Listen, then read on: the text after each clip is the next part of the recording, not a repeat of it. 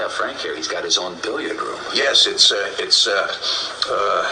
do you call it, Kramer? The billiard room. No. The name. The billiard? Not the billiards. It was... Come on, Rudy, come on. We call it the place to be. The place to be, yes. It's the place to be. Then I shall be there. Now, it's time. Live and in living color. The Grandy Man can. Time to play the game! Well, you always left me satisfied and smiling, so... That's what she said! Why do I want this? Yeah. Because I want to make bank, bro. I want to get ass. I want to drive a Range Rover. Ladies and gentlemen, boys and girls, children of all ages, it is now time for the Place to Be Podcast. And now your hosts, Justin Rosero and Scott Criscolo. You got what I need, but you say he's just a friend. Read the words that are written in your faces. I believe them, I believe. It's a shameful fate to lost her head. A careless man who could wind up dead. You wear your sin like it's some kind of prize. Two Men and Limes! Place to Be Nation, what is going on tonight? This is your co-host, Justin Rosero, coming at you for the 103rd episode of the one and only Place to Be podcast. And of course, with me as always is the original lobster head. That is my PIC, Scott Criscolo. Scott, how you doing? Good evening, JR. Too many limes. Too many limes. Too many limes indeed. Says our man, Michael McDonald. Welcome, everyone, to, as my PIC said, number 103 of the Place to Be podcast. As I'm in an exceptionally good mood tonight. About time. Based on the music here. It only took 9 years that I've known you for you to be in a good mood. Because, it's not often that your boy actually gets a prediction right, and I've had a few were right lately. Very so, I did get the Ravens sweeping the Steelers, and now I got my other big one, but we'll get to that in a little bit. It is the, of course, midweek headlines spectacular, the cornucopia of fun and games, as I like to say. It's good to have my PIC here, as always.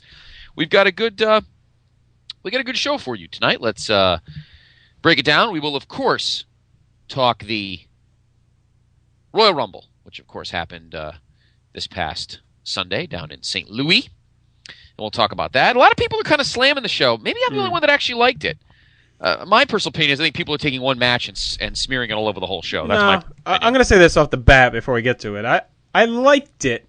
And it wasn't that I didn't like it. I was just disappointed. I expected a lot more, that's all.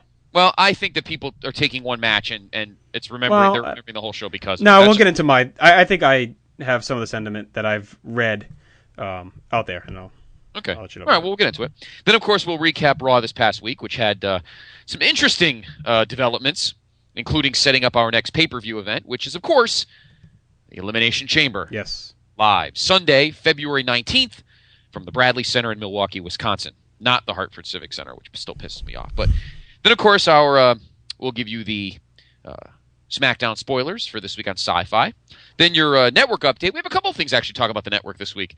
Although one of the news stories involves something not happening on the network, at least at the beginning. We also have a little 24/7 tidbit. It is pretty funny, Principal Belton. We have a 24/7 tidbit that my PIC gave me earlier today. We'd like to express it to all of you 24/7. I know it's called Classics On Demand, but we're kind of old school. Yes. 24/7. Us will always be 24/7. 24/7. But we have a 24/7 update. You were very happy about this. And then you were even more happy when I told you what was debuting, what the opening show was. We'll talk about that. Then, of course, your news and notes brought to you by our good friends at WrestleChat.net. We got some good stuff for you to chew on tonight. Then, of course, our PTB Nation Asshole of the Week. Creative got it last week. Let's see if they will repeat as champions this week. Then, finally, after a lot of hullabaloo and posturing, we will preview the final game of the 2011 NFL season. Now, if we were a commercial, it'd only be called the big game because the NFL is bastards and won't anybody use two fucking words. I'm warning everyone now too. I'm going chicken shit heel on this one, but we'll talk about that later. All right, no problem. But of course, we are talking about Super Bowl 46, in a rematch of 4 years ago in the desert. This time they're in the Midwest. It is the New York Giants and the New England Patriots in Super Bowl 46. And then we have a big announcement to talk about. We'll get to that later on, and then we'll wrap. Hogan, we coming for you, nigga. He's going to be in Indianapolis. That's our big announcement. Exactly. See you later. See you later. Bye. Okay. All right. Let's get started. That's what we're all about here on the Place to Be podcast. Just going after Hulk Hogan. Yeah, pretty much. And his fake hair. Speaking of going after Hulk Hogan, I guess I'm going to throw this out there now.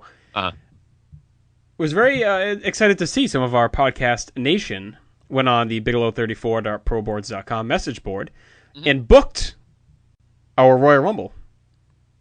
Yes. Yes, I haven't had a chance to totally peruse it yet, but I heard. Yeah, you need to check them out. I read all 3 of them today. They were all very interesting, I thought.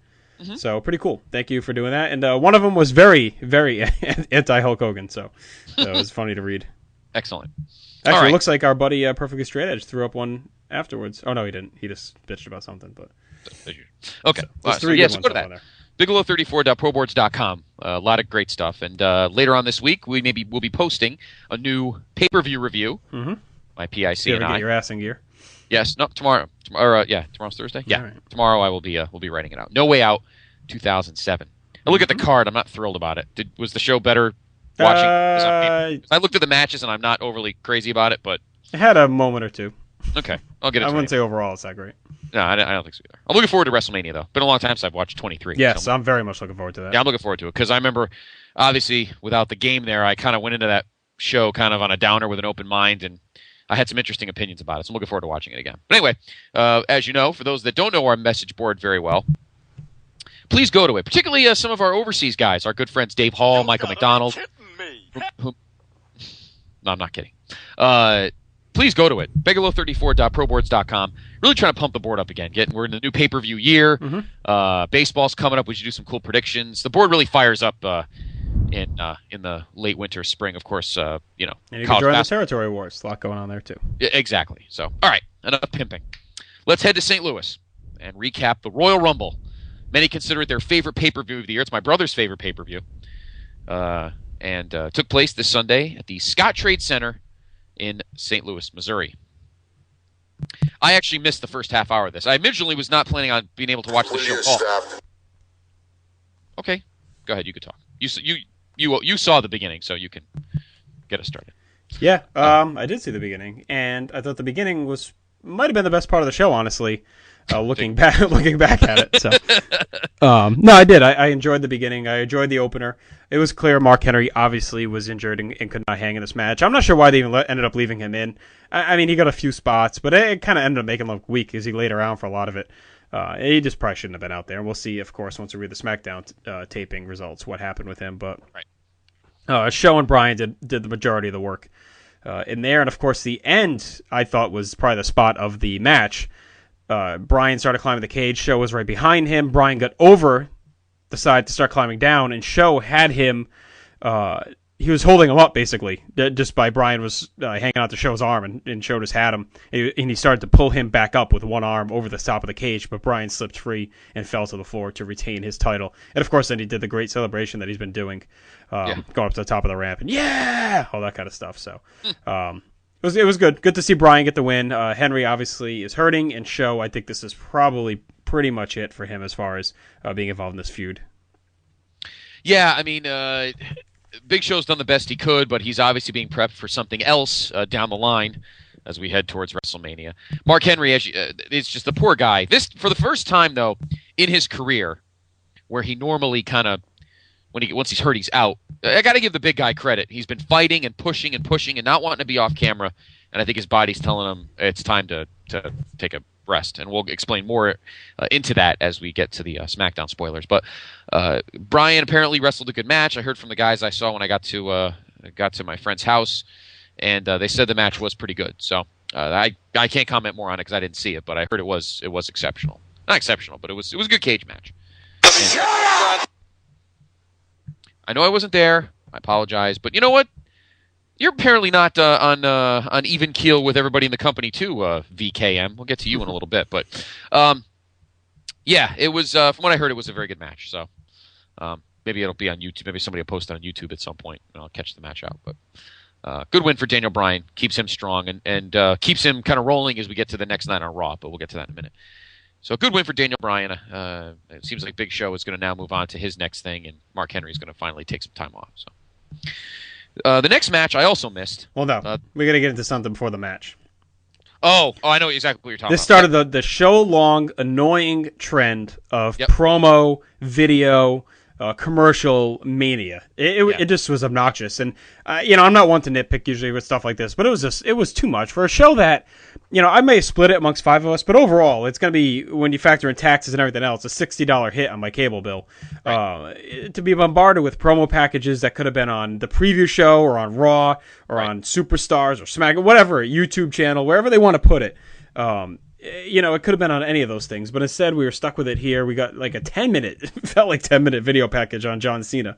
And then later on we get one on The Rock as well, and then we get some commercials in there as well, and a lot of backstage stuff. And with that, they still added a couple matches. So I don't know what was up with the timing for this show, but yeah, it was kind of a mess. I don't appreciate spending that much money than having to sit through long-ass video packages on John. And the match isn't even, it's like the match was, I could see if Cena and Rock were fighting at the show, then you want to promote it, but they're not fighting until April. We really need to see these fucking video packages right now. I agree. I didn't see the Cena one. I did see the Rock one, and I saw the Rock one. Did they? I don't remember them playing the Cena one Monday night. I know they played the Rock one Monday night. I don't remember, honestly. I don't believe they weren't bad. They were pretty good video packages. I thought they were very well done. But the match isn't for 3 months. Right. There was just no need to. 2 months. There was no need to put it on there. That's all. No. They aired them on Raw the next night anyway. You really don't even have to technically start playing them until the night after the Chamber, really, if you think about it. We all know the Cena. We all know the Rock. It was a colossal waste of time. You're not here to spend, like you said, $45, or if you have HD, $55 to watch promos, vignettes, and fluff. The Attitude Era was different. First of all, the pay-per-views were only $35 back then, and the backstage stuff was actually entertaining. This was just not necessary, and I understand that Rumbles have very light undercards, and you got to kind of play around with it. I get that. But still, guys, you've been doing pay-per-view for freaking what? 27 friggin' years. I mean, get with the program. You should know how to lay out a pay-per-view. This is not the first time in the last, 9-10 months that a pay-per-view has been laid out by a bunch of third graders. I feel like it's one of those school plays where, the kid trips over the wire and, kids have their costumes on backwards. It's a disaster. I don't understand. I don't get why we had to have these tonight. I don't get it. And they still had to add, like you said, they still had to add matches. I mean, we were saying for weeks, JR, that Jesus, is this undercard going to build? Are we going to get some matches? What the hell's going on? What's taking them so long? I think a lot of it has to do with Vince. I think a lot of it's Vince. And we'll get to Vince during our news and notes. I think it's him. He's very skittish lately, It seems like. But I don't know. I think he's just going just overwhelmed with stuff. And he needs to delegate. Yeah. It's time to start delegating. He's not... I'm watching on the Event Center background. I have a TNT, which is certainly less entertaining than this podcast. That's for sure. He's not that age anymore. All right, Vince, you're not 40. You're not even 50. Right. It's time to start delegating. You can't envelop the world around you and think that your big, tanned-up, jacked body is going to handle all this stress. And I think that's the problem. That's what I think the ultimate problem is. But we won't get into that now. Anyway. So, yeah, I didn't see the Cena one. I did see the Rock one. Yeah, you weren't missing much. But, all right, we've wasted more time talking about this than we should. Exactly. All right, so the next match was a unscheduled Divas match, the highlight of which was the heels matching Aqua costumes. Beth Phoenix, Natalya, and the Bellas against Kelly, Tamina, Alicia, and Eve. Match was nothing really, but it was good because I liked it, making Beth look strong, beating Kelly with the Glam Sam clean. And, yes. It was fine. We were commenting in the house here that Aqua is not a color they use enough. I thought it looked pretty sharp on those 4 ladies. So it was cool seeing them with a united look. I thought that was neat. Yes. So then we go backstage and Zack Ryder's pushed in a wheelchair, brought to his little dressing room because our next match would be John Cena versus Kane. Cena got his usual mixed reaction, and this match didn't really do much for me. The crowd was into it and they worked hard, but it was just bland, I thought. They really needed a stip, and as we'll see, they will be adding a stip to their rematch, but they would end up getting double count out, which was a ridiculous ending. Yeah. Made things even worse.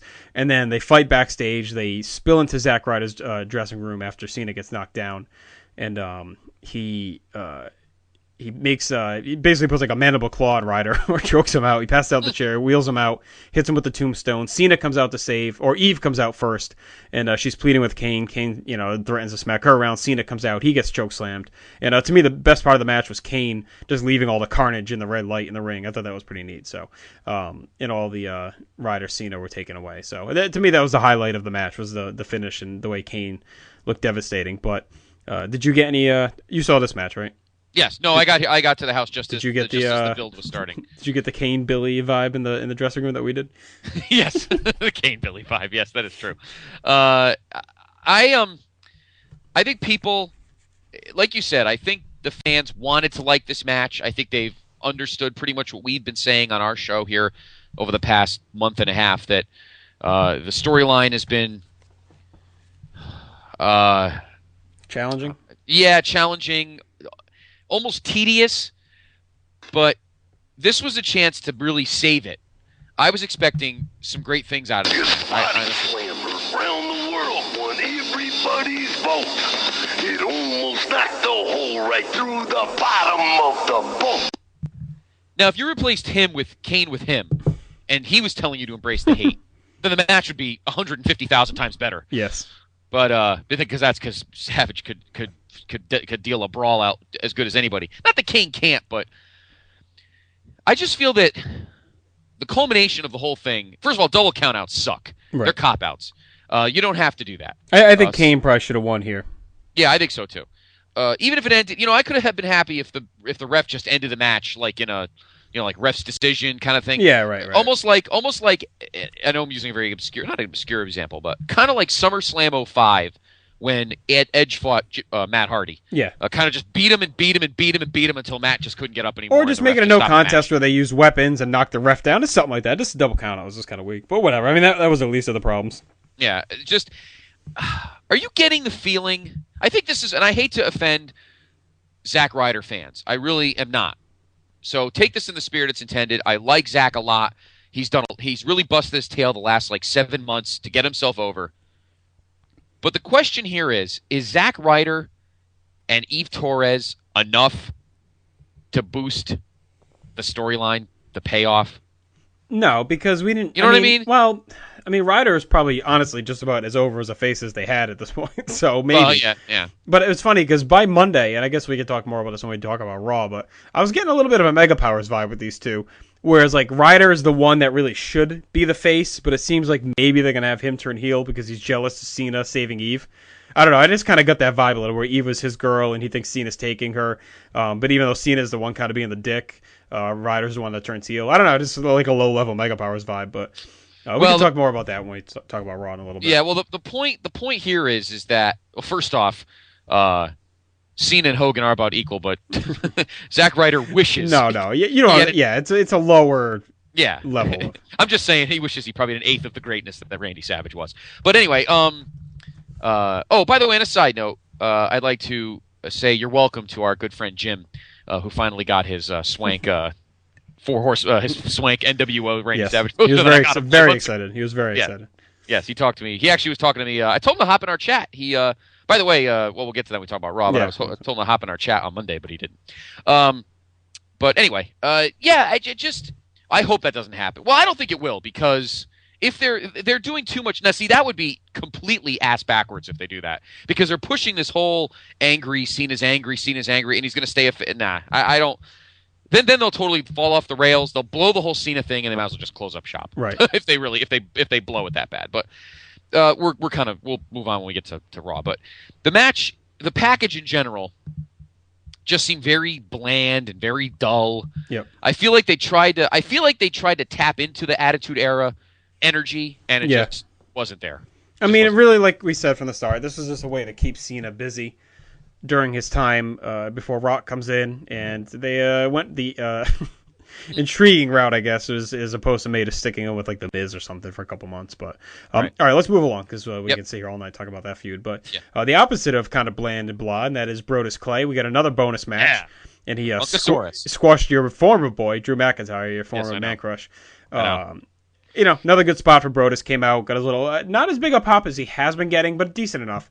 And he won the match with a squash. And I saw some people complaining about him not being in the Rumble and doing the kind of big Rumble elimination spot and to help build him. But I'm fine with it because then he would have had to eliminate him. So here he doesn't lose in any way. He still looks strong, does the squash and wins. So yeah, he's not. I don't think he's quite. I think he still has a ways to go before he does that. If he had debuted like in October, then yeah, because then you've got like about 3 months of him building. But it's only been what? Well, maybe not necessarily even the big elimination spot. More even just doing the Just dance, jazzing up. dance and come out. But like I said, even if you have him run through a bunch of guys, you're still going to have him get tossed, which is counterproductive. So unless you have like 10 guys throw him out or like Big Show or something. But yeah, well, he's not that. Yeah, but it wouldn't even look that good because he's not really that big. He's not as big as that Viscera Big Show thing. Right. So 10 guys eliminating him would look a little weird. But I don't have a problem with it. I actually, if anything, I'm happier that he had his own stage to himself. Right, I agree. I'm with you. I agree fully. Yeah, and got the big win and was able to get a little. Did he wear his normal red, or was he? I'm not sure. P.S. Your cunt is in the sink. We'll get to you. That's where we're headed. I know. We'll get to you in a sec. There, Marty. I'm just. Did he wear his red? I think he did, right? I think he wore his red last night. He wore his red Monday night, but may have the white on. I think he had the white. on. He's awesome, and just leave him be. Everybody, just leave him be. Let him keep winning the squashes. I have a feeling a feud with Regal is in the offing. I think, I agree. I think that's the way to go because he'll put him over big. Yeah. So let him be. Don't worry about the Rumble. He'll get there. Don't worry about it. You know he's going to get, if not a match, he's not going to have a match at WrestleMania. There's just not. There probably won't be enough room.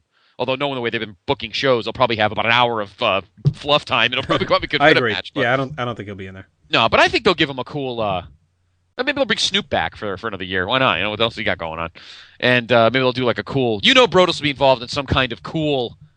You know how they do the annual backstage. Yeah. Cool, oh yeah, I can see him. He'll be there somewhere, but I don't think he'll. I don't think he's gonna have a match. Maybe in the pre-show he'll win the Battle Royal or something. Yeah, exactly. But all right, we got time to talk about that. Let's move along. Yeah. Our next up was the WWE title match: Dolph Ziggler versus CM Punk.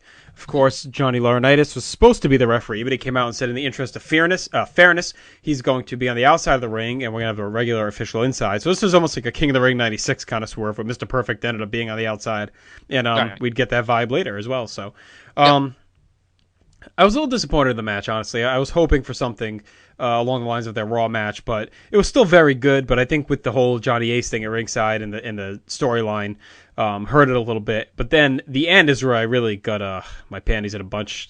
I didn't like spot? how, hit the blown spot.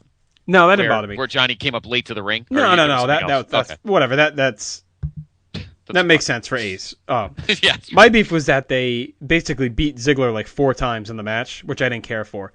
Punk had him pinned or tapping out like 3 or 4 times before actually pinning him. And it's like, look, I know that Punk obviously is going to win the match, but Ziggler's been booked so well and looks so great. Like, did you really have to beat him that many times just to get the storyline over? I think once could have worked. Like Punk has him tapping or something, and then right after pins him. I don't know. You know what I mean? It just seemed counterproductive to getting Dolph over, beating him that many times in a row. I think Dolph is good enough to survive it in the end, but I thought it was just counterproductive to getting him over. I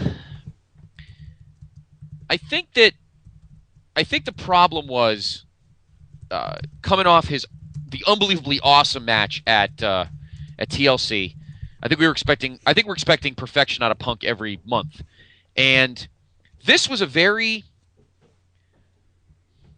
Steve Austin-esque match in the sense that you kind of got the over the edge 98 vibe, where I think people were expecting too much normal Punk, and this was the kind of match where Punk needed to kind of trigger his inner Stone Cold and just kind of brawl and jabber with Johnny and just kind of be a lot of histrionics. I think too many people were expecting another 4.5 star. And well, it's not just out of Punk. It's that these two guys have had that match before, so you were expecting on pay-per-view they go out. They could have done it before the gimmick. I mean, they still could have done it.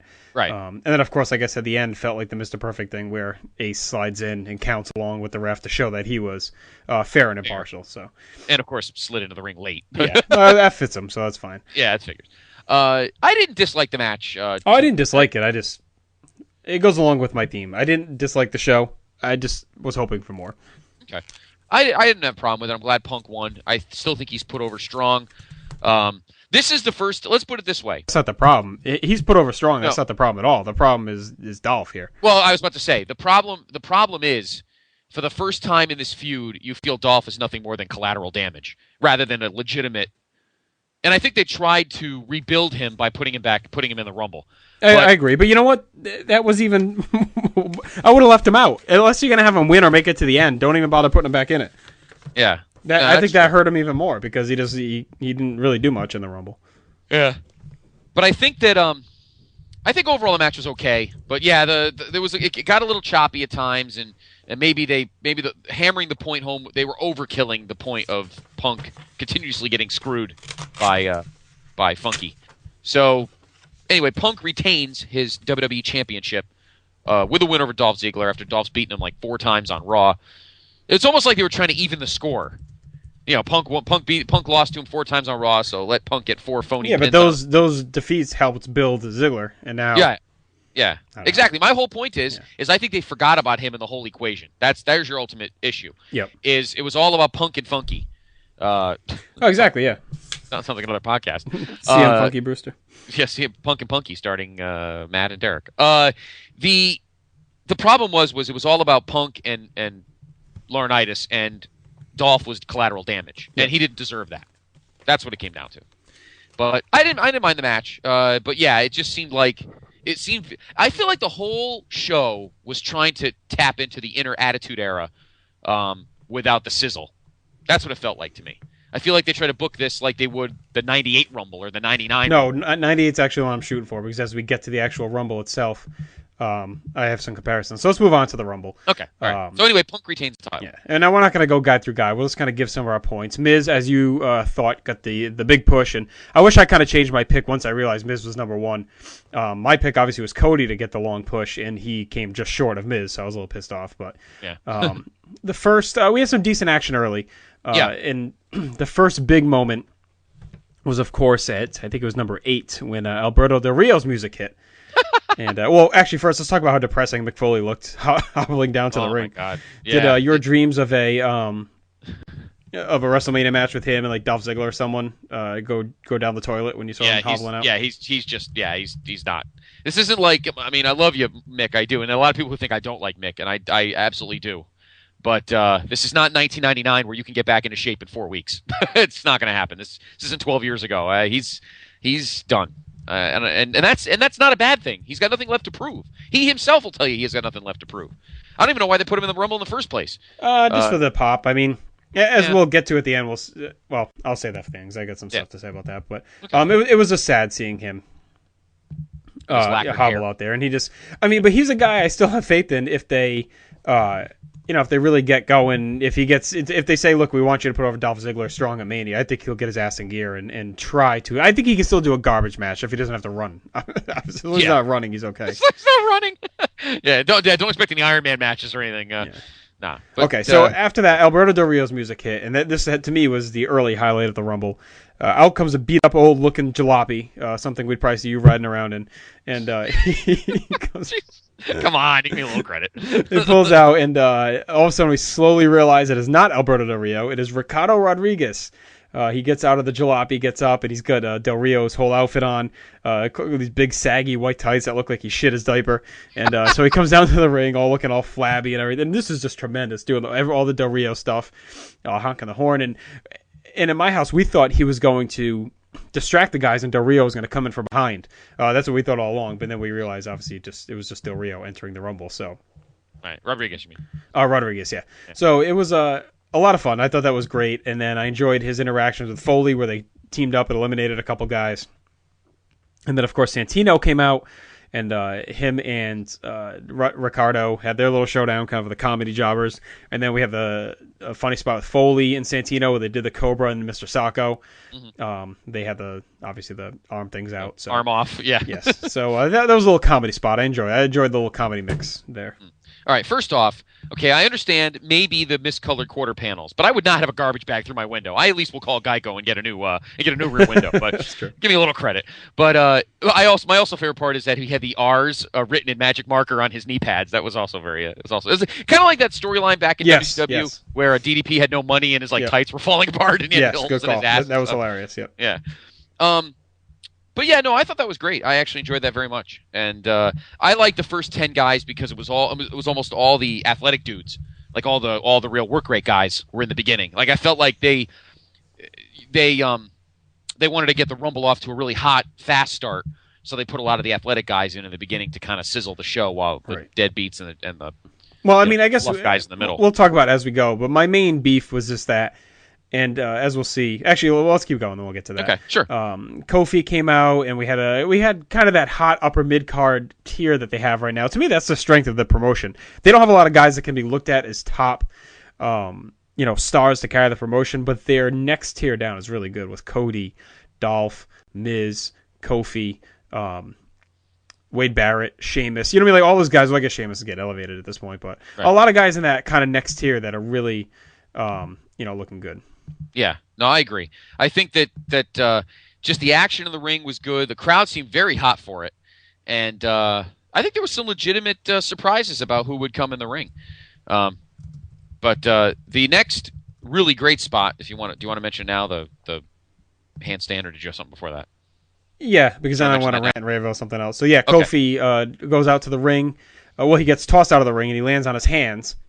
And then he hand walks all the way over to the stairs and lands back on the stairs and gets back in the ring. I'm not just doing it any justice. It was amazing. It was amazing. It was trying to counter what Morrison did last year when he landed on the barricade and walked the barricade and then jumped across it to get to the. Which one do you think was more impressive? Oh, definitely Kofi. Yeah, I agree. Easy. I mean, Morrison at least was walking. Kofi had to make sure he falls and the whole thing's fucked. Right. Yeah. So it's a big deal. No, what Kofi did was unbelievable. I don't think there's any doubt about it. Yeah, definitely the best moment in terms of that. That definitely trumped it from a year ago. Definitely. Okay, so then this is where things really start to annoy me. We have the buzzer goes off, and we get a special appearance by Jerry Lawler. He gets in the ring, reveals his ring gear. It has a little bit of a run, but not long. Gets tossed by Cody. So, all right, we think innocent, just like 1997, whatever. So things kind of go along. We get some more jobbers, and this is where I really started to see how weak the roster was. And I think that was one of my main issues with this Rumble.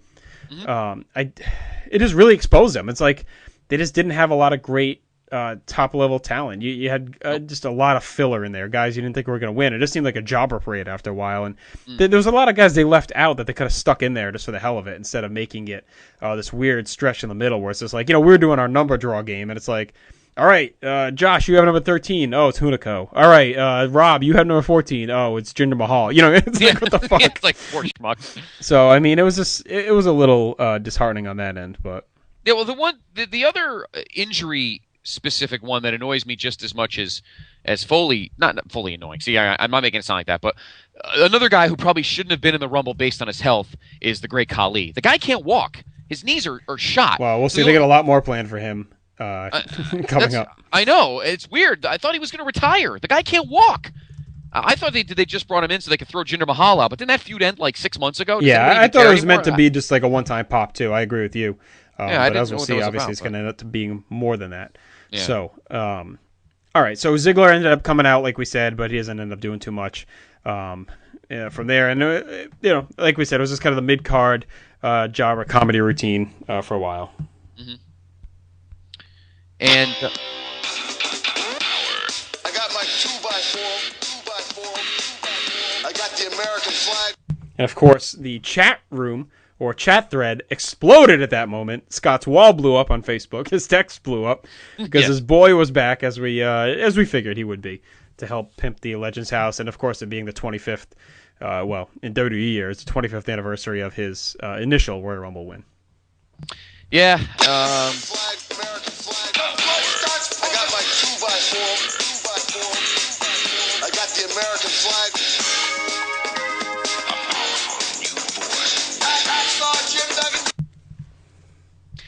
And the fact that the length of time you're playing this song is about the length of time he was in it, which is perfectly fine by me. So, and as we'll read, apparently they're doing this for for his own purposes, because he does have a autobiography coming out. Yes, the day of WrestleMania. Actually, you're getting called out in the chat right now.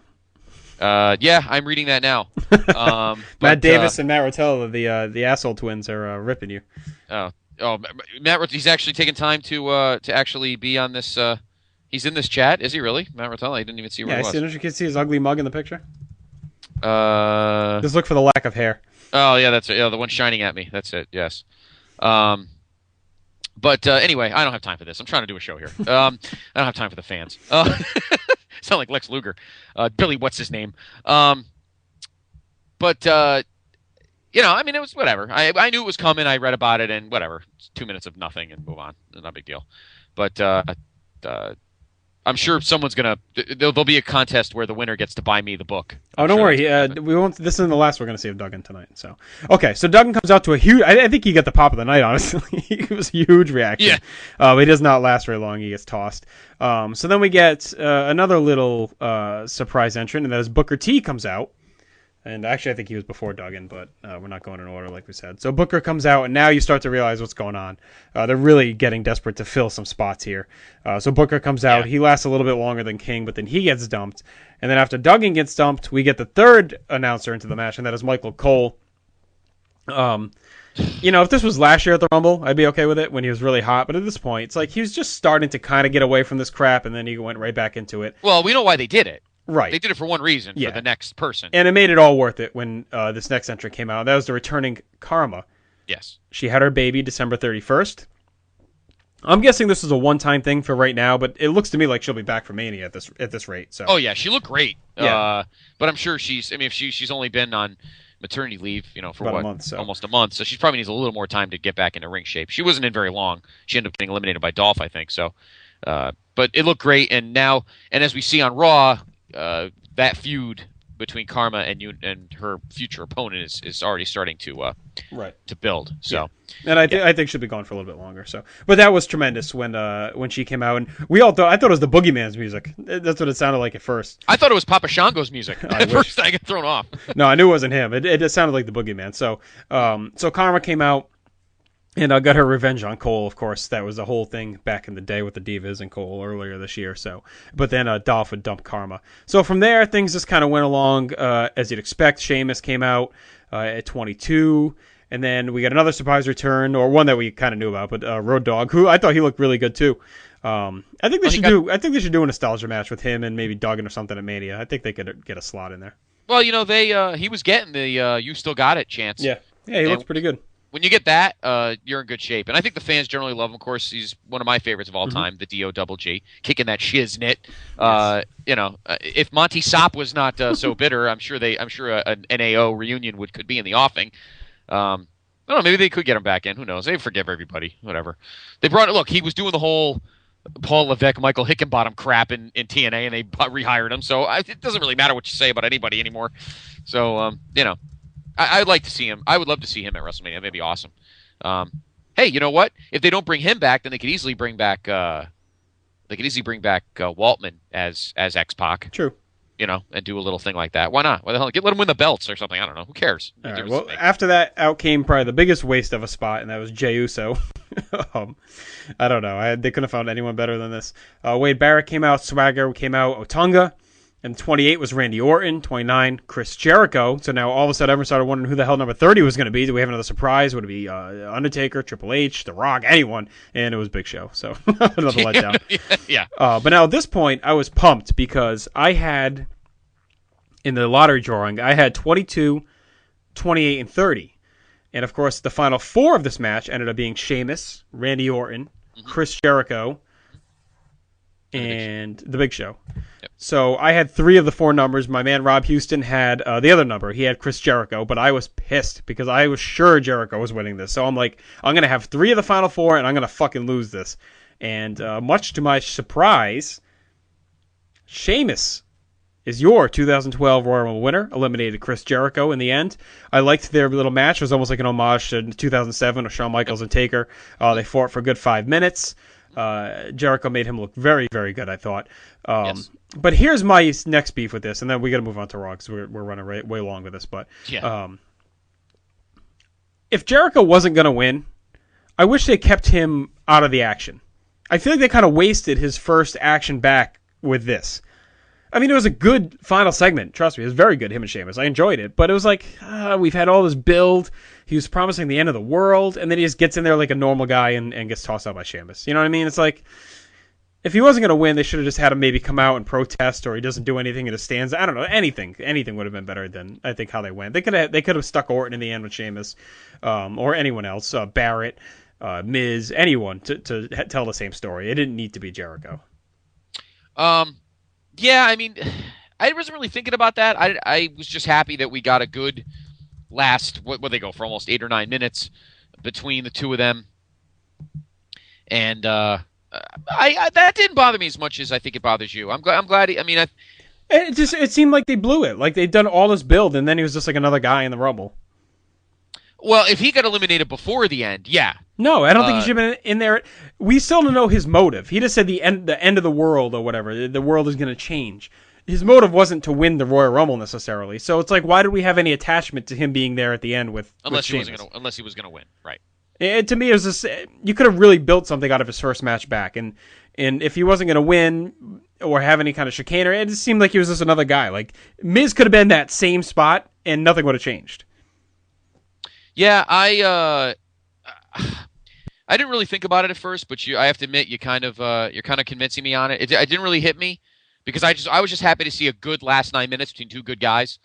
But I wasn't really thinking about that. But you're kind of getting it in my head. I honestly wasn't thinking about it. Just seemed like a wasted opportunity. That's all, and that seemed to me to be the wow. They were really calling you out. Yeah, this is pissing me off now. Yeah, I'm really getting pissed off here. I don't understand what the deal is. What Matt Davis is getting on my case tonight. Yeah, I don't understand. He's LaRue's lackey apparently nowadays. Yeah, apparently. Maybe he stole his account, or I don't know. But anyway, no laugh LaRue, we'll call him. Yeah, no. That's for sure. All right, so the Rumble overall, just a little disappointing. The Rumble itself was entertaining, but sad at the same time when you realize just the lack of depth. Like there were some funny comedy spots, but to me it didn't have that bite, that oomph of the really stacked Rumbles like 2007, 2010, 2004, 2005, 92. Like you said, and we'll bring it full circle. It was kind of like 98. You kind of had an idea of the one or two guys that were going to win, and the rest was just filled with the jobber fodder that was hanging around at the time. So they tried to beef it up with some nostalgia and some throwbacks and some comedy spots, but overall it was just clear that they were lacking a direction. Yeah, I think a lot of people were waiting for the Rumble was booked typical, front loaded with work rate, back loaded with main eventers, and a lot of junk in the middle, like most Rumbles are. This one, unfortunately, the junk was real junk. It almost had that 95-ish vibe where you had Shawn, Bulldog, and, maybe Owen and a couple of the guys and about 25 other stiffs. And this felt the same way. It really did expose the roster as not being very deep. It's a little scary. Deep, but it's almost like a baseball team that has a lot of talent like in AAA.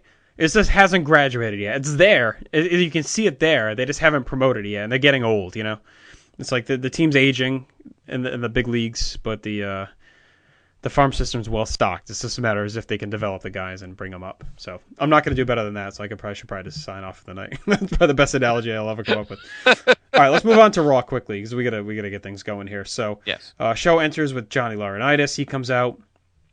Says he was excited for his performance review because he called the match right down the middle, and then he announces the Raw Elimination Chamber, which I think is looking to be quite the match. CM Punk, Kofi Kingston, Dolph Ziggler, Miz, R-Truth, and Jericho. So quite the loaded chamber. Do you agree? That chamber's definitely loaded. A lot of good talent in that. I think Ziggler will look good in that, and I think they'll kind of build him back up again over the next few weeks. Yeah, we saw that. Make him look good. Yeah, we definitely saw that tonight. So Monday night. Monday night.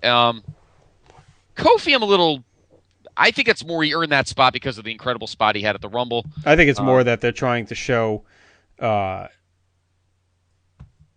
he basically like a show of good faith. He's not going to be punished for the whole Evan Bourne stuff. I think they're trying to show that, look, we still have faith in you. We're not lumping you in with him. And I think it's fine. At some point, you got to elevate these guys. So I'm cool with him being in there. I think he'll add a couple cool spots. And it's nice not to see Cena in there. And it's nice not to see some of the usual faces. We got a really fresh mix of talent, I think, overall. And I think these guys will have some good interactions. So Punk comes out, sings goodbye to Laurinaitis. And then Daniel Bryan comes out, and they had a great promo, I thought. Daniel Bryan's just been fucking killing it on the mic. They were great out there. I love the stuff where he's saying he's a role model and a vegan and all this shit. He's almost like aping Punk stuff from when he was doing the straight edge. So I'm going to take the pipe bomb and stick it where the sun doesn't shine. And Punk talks about their history together. Just a good promo. And Sheamus came out, talks about how both guys are going to fight at the Chamber, and he have to decide who he wants to face. So that set the show off to a good start, I thought. And honestly, as we'll see by the end of Raw, I thought it was better than the Royal Rumble, to be honest. But So first match, Orton and Dolph Ziggler. Wade Barrett was in the skybox. I thought that was a nice touch, and Orton would win. But Ziggler looked good here. I thought he looked good. I thought they definitely rehabbed him a little bit. Yeah, no, I think so too. And he's a guy that might be considered. I think they may start pumping up these Raws over the next couple weeks, as he may be the favorite to win the Rumble again. But Jericho's in the Rumble now. So now we're starting to get. Now I'm starting to figure out your whole issue here. This whole Armageddon thing, this whole universe, and now he's getting all these title shots. He was in the Rumble, now he's in the Chamber. Yeah, it is kind of. It's like. It's almost like that was all just a smoke show just to build up Jericho's return, and then it doesn't actually mean anything. And I've been holding out hope all this time that it meant something, and it still could. But he's just back to being just another guy, and like, as we'll see later. Oh, let's just wait till later when he does what he does. So, all right, so that's that. We had another Brodus Clay squash where he squashed Tyler Rex with the What the Funk. Another cool little backstage segment with Daniel Bryan and Punk going face to face there, and that set up their match, which I thought was phenomenal for a TV match. Do you agree? Oh, I thought it was tremendous. I had no issue with it. A lot of people thought it was too short. A lot of people thought the end ruined it, but not at all. I think they had a good pace going. I think what they were doing was it was almost like a template for what could be a longer match, and I had no problems with it whatsoever. Yeah, I think it was one of those classic ones where they were kind of just setting the table, giving you a little appetizer for what will come someday from them. Yeah, that's why. When they first announced the match, I did see some kvetching online about how they're giving this match away for free, with no build. But it was almost like an appetizer. It was like we're gonna dangle this for you, show you what we can do, but we're not going balls to the wall just yet. And for what it was tremendous. And I thought the end here, I'm cool with TV matches ending like this. Chris Jericho comes out and hits Punk with the code breaker. Daniel Bryan wins by DQ. And then to me, the highlight was Bryan running up, celebrating like he had won again. Yeah, like he had him tap out to the lapel lock. Yeah, well, that was very good. Yeah, but that's good. He can lean on that now. And if these two do cross paths again later in the year, maybe towards SummerSlam, they could use that. So no, I think that was really good. I think the whole package was fine, except now once again we continue your theory. What is the point of attacking Punk now? Right, well, it's fine because he's going to say, I want the title and I'm going to change the world, blah, blah, blah. But now he's just another guy. He had nothing special. We didn't get his any kind of big promo or anything about the Rumble. He just comes out and attacks Punk like any other challenger would. And I don't know. It just bothers me a little bit that they've seems like they've screwed this up. I'll give him a little bit of time to see, only because, not my faith in the booking team, but my faith in Chris Jericho. He usually doesn't fuck around. So we'll see where it goes. But as of right now, I'm a little skeptical.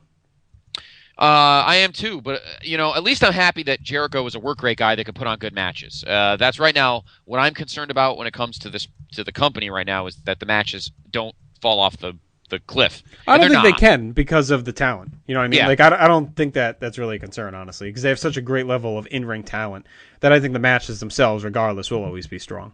Right. I agree, and I hope that continues. The writing part, well, when we get to the news and notes, we'll see that there might be a shakeup involving that.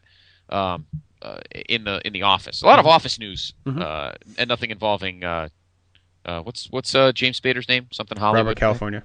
Robert California. No Robert California news involving the office, but or swimming naked in your pool of Caligula, whatever that just ridiculous episode was.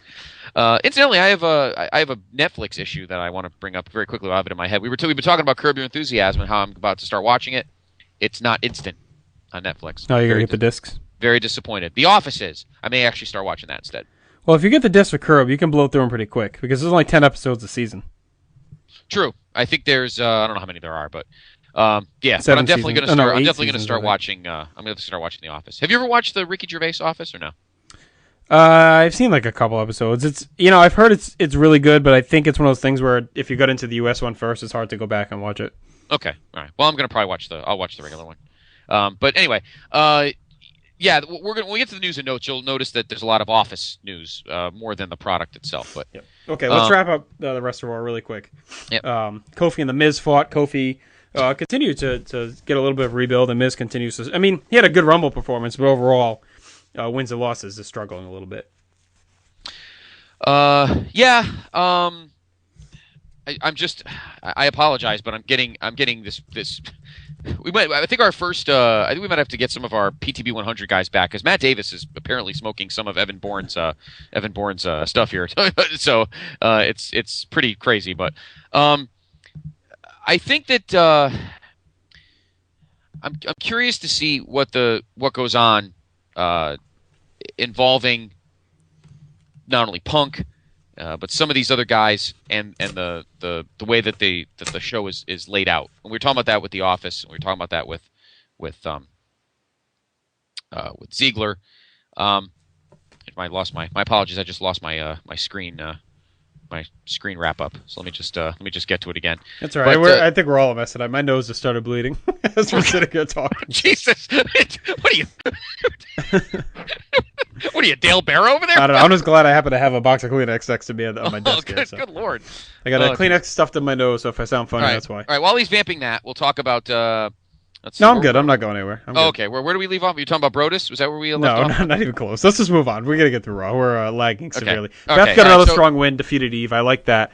Kane came out, talked shit. Him and Cena had another brawl. Yes. And that kind of went nowhere, but they did announce... Did they announce it Monday, or was it just online after that? Cena and Kane are going to fight in a last man standing match at the pay-per-view. I think it was afterwards. I don't think they announced it on the show. Okay. They didn't announce it on the show. That has been announced though. So that is there it is again. That is the most horde gimmick now in the last 5 years. I'm fine with it here because I just want them to have a freaking gimmick because I can't stand another regular match, and Cena usually brings it in gimmick matches, so I think that will be okay. It'll certainly be better than Sunday night. Yeah. Okay, so that brings us to the end. John Laurinaitis comes out, and it was time for his official performance review. Yes. Time to play the game! Thank God that would sound like. Well, they fire Mike Johnston too? Is it James Johns, whatever his name is? That's the best they could come up with when he came when the song played. All right, so Triple H came out, and they go on and on. It was entertaining enough, I thought. Laurinaitis, I just love how easy he fades and becomes such a pussy. It's great. He's like standing his ground, and then okay, I'll do whatever. And he's like, kiss my ass. He starts putting the fucking chapstick on. Like, he'll do whatever. He doesn't care. And of course, Triple H at the end is basically saying, you know what? Everyone else is like Vince, and they all let personal decisions get in the way, but the board has seen that I'm over my personal issues, and he's about to obviously fire Laurinaitis. But before he does, the lights go out, the bells toll, and some big dude in a wig walks out.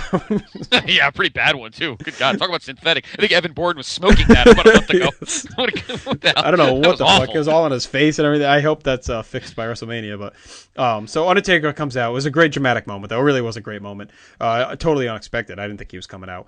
No, Taker... Laurinaitis bails. Taker and Triple H are staring at each other. The crowd is chanting for Taker. He looks up at the Mania sign like last year, cuts his throat with his thumb.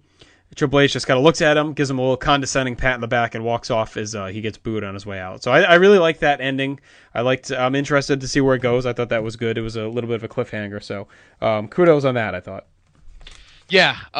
What I love about this, and I said this, I was talking about this on our wonderful chat. And by the way, awesome job by everybody for our first. I know we've been doing the threads, but this is a great idea. We opened up a live chat on our Place to Be podcast Facebook page. If you're interested, I can link it to you. Just hit me up, or I'll post it sporadically on the Facebook Place to Be podcast Facebook page as well. But it's a separate group. You just got to be accepted, or you just got to ask to join it, or get an invitation, and then you can just chat. The chat room's open 24/7, so it's not just during live events like we used to do. So you can just chat at any time. So. Yes. The best thing I like about this, number one, is how uncomfortable Triple H looked. You know what he did? He looked normal when he was talking to Funky, and then Taker comes out and he puffs his arms up and does the whole 2002 stance, like I can't close my arms because they're so damn big. Like he looked so weird. Yeah. Number 2, of course, Taker's Evan Bourne hair, very synthetic. And number 3, I'm looking forward to this build because for the first time in a long time, Taker's the one feeling he has something to prove instead of right, because he's going to say, he won last year, but Triple H left him laying. He could cart it out and put him on the shelf. So, and I think there's a legit possibility that Shawn Michaels is finally going to be involved in this match, like everyone thought he was last year. I could see him being the ref and Triple H putting his career on the line in this. Yeah, and although on the other side, on the flip side, as we've talked about before, is Triple H really going to put his career on the line and play, second fiddle to Rock and Cena in the middle of the card? That's the only issue I probably see with that. Well, we'll have to wait and see. Unless Triple H just decides to retire and that's the end of it, and not put his career up. I don't think Triple H wrestles enough anyway for. This isn't like Shawn, where Shawn was still wrestling monthly. Right. Okay, so you're saying he'll just be a guy that wrestles forever on and off, or just will announce that he's done and not. No, I think it's one or the other. If he's going to retire, he's going to do it. He's going to do a retirement match. He might just be one of the guys that never really ever retires. He just plogs along and wrestles every couple of years, or never actually says it. Kind of like Taker now. Yeah. I don't think Taker will ever say he's retiring. I think he'll just wrestle until he just is gone. It depends how long he wants the streak to go. He may wrestle once a year for the next 10 years. He may go to 30. Who the hell knows? Yeah. But I'm just looking forward. I'm just looking forward to. I'm just looking forward to a good build with some reverse psychology, which we have not seen. When was the last time? Let's look back for a second. When was the last time we actually saw Taker chasing somebody for something going into WrestleMania? That wasn't title related. I guess it's Gold from King Kong Bundy. I guess, really, if you think about it. Well, not Diesel, kind of. I mean, they were kind of jaw-jacking each other. Yeah, it was kind of feuding, but Sid. Anyway, Sid, the title. Yeah, really. Kane.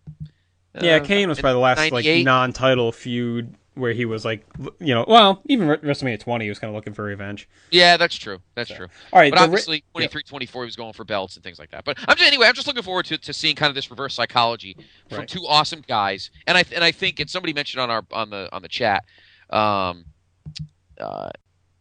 really do think that you'll see Shawn between now and then. Yep. Okay, ratings were in.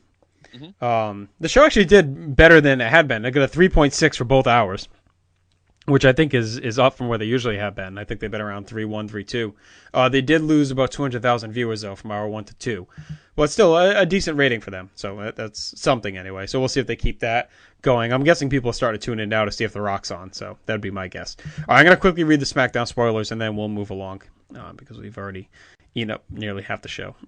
So, Teddy Long comes out and announces the chamber for SmackDown. It's going to be Daniel Bryan, Randy Orton, Mark Henry, Wade Barrett, Cody Rhodes, and The Big Show. So it looks like for the first time in a while, I think both titles are up for grabs in the chamber, right? Yeah, I did not know that. I kept saying, because like I said, one is usually for the title, right, and one is usually for number one contender for whichever title is not involving the Rumble winner. So I thought that the Raw match would be for number one contender, since Punk's the champion, and the SmackDown would be for the title because we already have the Rumble winner in Sheamus. Right. Well, I think the main thing to see here will be, does Bryan make it to Mania and face Sheamus for the title? I think so. All right. The only guy I could see maybe stealing it is Barrett, because him and Sheamus have been kind of feuding, but we'll see. It'll be interesting. I mean, I hope he does. It'll be funny because they go from being left off WrestleMania last year to fighting for the world title this year. So, yes, that would be very cool. All right, well, Mark Henry then came out, and he's pissed that he's not getting a rematch on his own in the chamber, and he starts bitching at Teddy, so Teddy removes him from the chamber and suspends him indefinitely, and he gets pissed off, but Sheamus takes him out with a bro kick. So, obviously, they're taking Henry off TV now to let him heal. I'm hoping he's back for Mania, because he obviously deserves the payoff. He's worked so hard.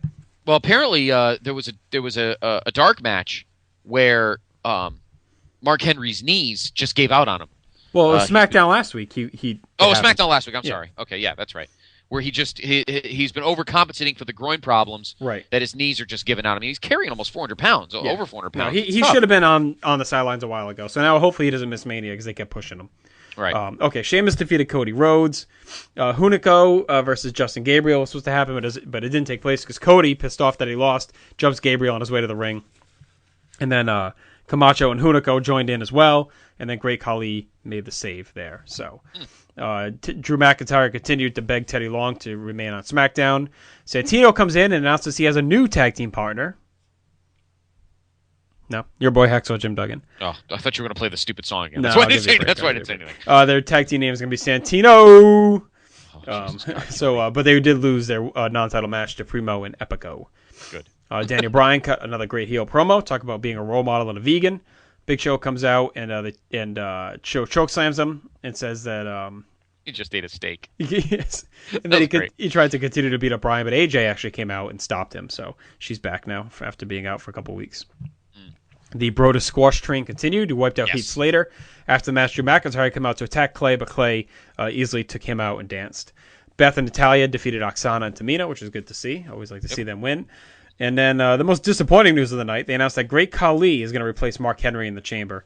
We'll see. He probably won't do much, but I feel like they really could have found someone better than Khali. I'm telling you, I don't even know how the hell the guy's still wrestling. His knees are oatmeal by now. He's had so many surgeries. You can tell he can't really walk that well. I don't know. One of our buddies on the Blog of Doom thought maybe they're bringing him back to do a show, a match with him and Show at Mania. Now, I think they're doing Shaq and Show. That seems to really be where they're headed from everything I've read. But maybe Khali's back just for a little bit in case something falls through at Shaq at the last minute, and they want to have someone there that's kind of built up just in case to still do like the monster match. That's the only thing I can really think of. Yeah, I mean, we'll see. I'm curious to see what how they'll lay that out. But getting back to this Khali thing, I just can't understand how he's in a chamber. I mean, maybe he'll get a couple of bumps in. Maybe him and Big, they'll get some good some good visuals of like Big Show and Khali looking at each other, two big dudes, and I don't know. I just get nervous. I still think it's going to be Shaq. It really seems like that's where they're headed with everything. Shaq's even hinted at it. So I think maybe Khali is just like their backup plan. Unless they do a triple threat. Oh, jeez. All right, and then Randy Orton defeated Wade Barrett in the main event. They had some weapons out there as well. So there's your SmackDown. I'm sure it'll be another solid show. I really enjoyed last week's, and I enjoy it every week. Yes. All right, let's get some... We don't have much with the network. Just 2, I think, news bits. Yes, 2 bits. Let me pull out the one that you just sent me a minute ago. Let me find it. Here it is. This has been talked about. By the way, nothing going on in our building. The room is still quiet. Obviously, with the delay of the network, WWE Legends House is currently scheduled to air on Sci-Fi, which is pretty much now the proving ground for every show on WWE now. Production scheduled for February 17th through March 17th, with the deadline for the finished product roughly set for late April. I think it's just going to be too funny to wait for.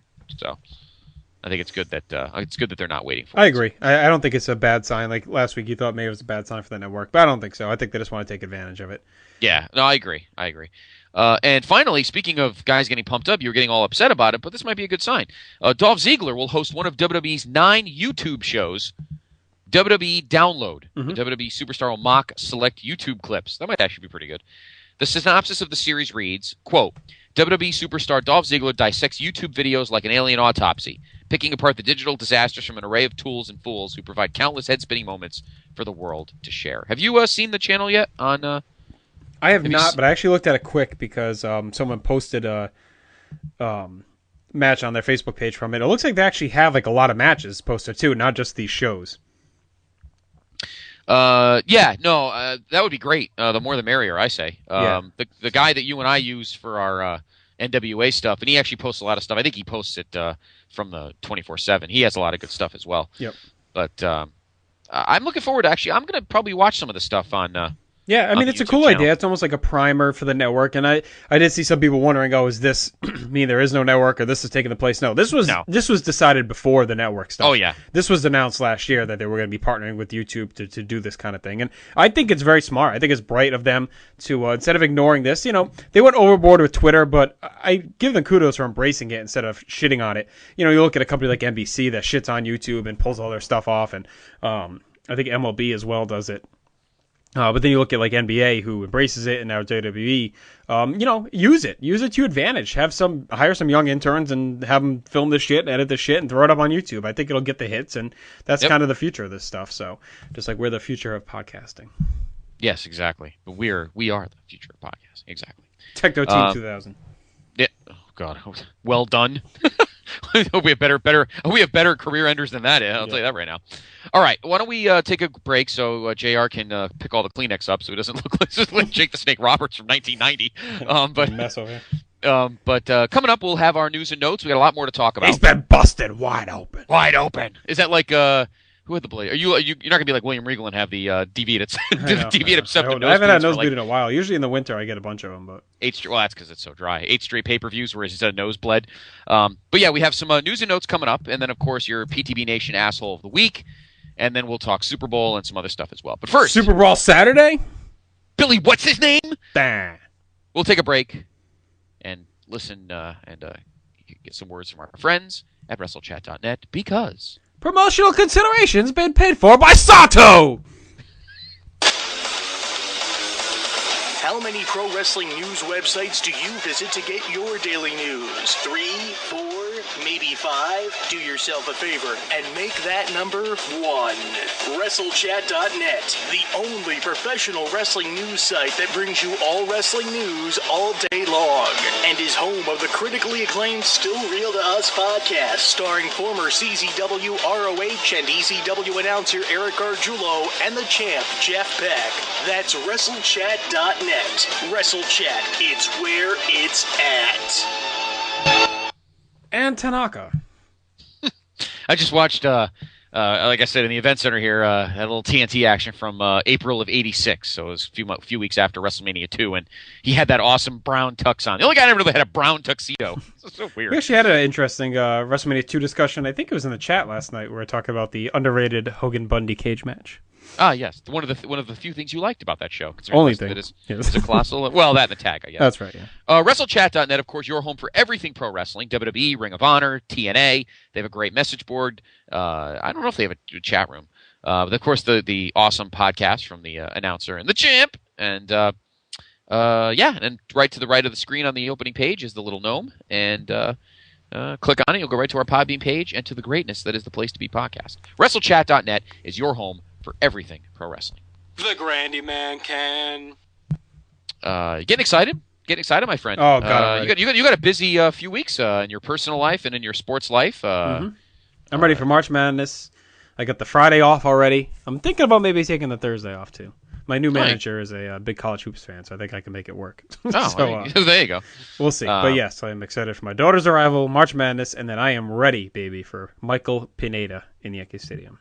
That's right, and it's going to be a big deal. I don't know when the I'm taking Memorial Day week off, so maybe I know the Mets are home, and the tickets will be easy there. I might be the only one there, but at least I can go. I believe the Yankees are on the road that week because usually they're not. They're rarely the two of them home at the same time. So I'm looking forward to getting to the stadium myself. And that game last year in July when it was 105 degrees and I was pounding. That was St. Mary punishing you. Pints, yeah, it was pints of St. Mary. Who was that? CM Punk and Vince and yes, they're all punished you for your cruise and for missing the St. Mary's Day fiesta. I almost said feast, and then going on a cruise during Money in the Bank. You were punished by both. Yes, and an awesome Raw promo. Exactly. All right, we got a shitload of news. Read it down. Let's go. Let's get started. All right. Let's get it started. All right, number 1 in here. All right, so this is the newer. This is some stuff that's come up later on. WWE Creative are contemplating and holding a Money in the Bank ladder match. Yeah. I'm not gonna have this song in my head all night. How much blood did you actually lose before? I know. Fucking lightheaded now. You probably passed out with a pool of blood on my laptop. Contemplating having a Money in the Bank ladder match at WrestleMania, in which all the participants. This actually pissed a few people off. I'm curious your thoughts on this. In which all the participants are former world champions. The idea could include Jack Swagger, who's a past winner, Randy Orton, Alberto Del Rio, Mark Henry, Christian, and Kane, who'd be like in his, 5th Money in the Bank match, among others. I'm fine with that. I think that's okay. The good thing is they've had so many friggin' world champions now that you got guys like Swagger and these other guys that could be in there, despite being, maybe not top tier guys. Right. But people were getting upset that, the whole point of the Money in the Bank is to elevate someone new that hasn't. But they still can elevate someone new, and it doesn't mean more if they beat guys like Orton and Kane and Henry. No, I agree. I think it's a big deal. I think it's good. I think it's very good. Depending. I mean, if Orton wins it, then yeah, I'll say, okay, they fucked up. But I mean, even if Christian wins, I don't think that's bad by any means. I mean, no, not at all. Ziggler's a former world champion, technically, so he could be in there and win. Miz. I mean, there's guys that could use. Well, Miz has already had it, but you know what I'm saying. Yeah. No, I think it's a fine idea. I think it's just good to. I want that match to be entertaining. I think people. He's gonna puke! He's gonna puke! He's gonna puke! He's gonna puke! He's gonna puke! That's it. I love when his voice does that. He's gonna. I picture him saying that as he's doing the duck walk from Judgment Day 2000, or strutting back and forth. This story makes me laugh. I actually laughed out loud when I read this earlier today. A WWE employee texted one of his friends who is Yeah, you shouldn't be laughing at this, Vince. Well, he laughed out loud too, you said. Yes, yeah. Well, he should be. Yeah, well, that's true. But he shouldn't be laughing at this though. A WWE employee texted a UFC employee during Saturday's show on Fox to say their production is terrible. The UFC employee. Well, I don't know if you were announcing, Principal Belding, but the employee got the text back saying, quote, "At least we don't have an imbecilic lead announcer ruining our show." That's true. Do you think that... I'd love to see him back in the saddle. Yes. Do you think that Michael... He's put on the go-go Plata! Do you think it's becoming a critical situation with Michael Cole in the announcing? I mean, we blast it every week, but do you think it's becoming a legitimate critical situation? I think it's past critical situation. I think they're in serious trouble and serious denial. I read Jim Ross. I don't know if we had this on the news, but if we do, you can skip it. Jim Ross is going to be on Raw because they're at Oklahoma City Monday night. But I mean, I don't understand this company. They have two guys on the sidelines doing nothing that could be a million times better than Michael Cole, and I like Michael Cole, and I'm saying this, so I don't know how the people who hate him are taking it. They have Jim Ross and Joey Styles sitting there doing fucking nothing. Well, I mean, Joey Styles is working for the website, but you know what I'm saying. Right. That they could be using to really help get, especially with young guys like this. Michael Cole is just so counterproductive to building young, new talent. He doesn't help at all. So, and the King he fucking drove me insane Sunday night. He just is so out of touch. And it pisses me off because he's so great in the ring and with the storylines and little touches. As soon as he was in the ring, I liked him again because he was doing his thing. And then he's back behind the booth and it's just like, oh my God, shut the fuck up, you old, yeah, it's bad, clueless bastard. You know, it's getting bad. I mean, when Booker is the best of the announced team, you know there's trouble. So, and I like Josh Matthews. He's just not. I don't think he's just there yet to be a lead guy. And I just don't know why they don't use Jim Ross or Joey Styles to help put over the company. I just don't get it. It's asinine. And their production is light years better than UFC. UFC's is awful, but UFC has the better product right now, and their announcers are much more credible and knowledgeable, and they actually put over the product. Joe Rogan is tremendous, and Mike Goldberg is solid too. And those are two guys they could desperately use, guys like that. Instead, they got Cole out there doing a comedy shtick the whole night. So, hey, they wanted Mike Goldberg. Lest we forget that back. Yeah, they would have ran him out of there just as quick, I bet. He might have been another Adam Lee for all we know with them. I don't think he would have been as bad as Adam Lee, but you know what I'm saying. They would have found some way to dump him a year into his 5-year deal. Come on, I'd rather have him right now announcing. At least he would know what Jeff Harvey. Yes. All right, let's clarify. Who was who did the one he always said the something? The Edge? No, it wasn't the Edge. Well, Brett always used to say the SummerSlam. No, there's some wrestler he always said the Taz. He used to say the Taz. The Taz. Like it's a burger. I just had the Taz and it is not agreeing with me. He was so great. All right. Mark Henry's knees went out. Jamaican me crazy. This is what we were mentioning earlier. Mark Henry's knees went out in a match against Big Show on January 24th in Tucson. The belief is that Henry's body was overcompensating because of the groin injury and that he shouldn't have been in the ring. According to a script from the SmackDown show, Daniel Bryan was supposed to run in when Mark Henry was down and take out Big Show with a chair like he did. Show was supposed to come back and chokeslam him with Henry then laying out Bryan with a splash. Henry was in so much pain he couldn't get up and splash. Yeah, it looked really awkward. I don't know if you watched it or not, but it definitely looked very fucked up. Yeah, that's unfortunate. Who are you to doubt El Dandy? No one doubts El Dandy. No one doubts El Dandy. Let us continue on. Let's see. Here's the Office stuff. We're talking about Office news. This is for the Office and for the network, this new hire here. Variety reports that WWE has hired Eric Pankowski as their Senior VP of Creative and Development. He will manage WWE's creative teams. I'm sure Stephanie must love this. I'm so excited! I'm so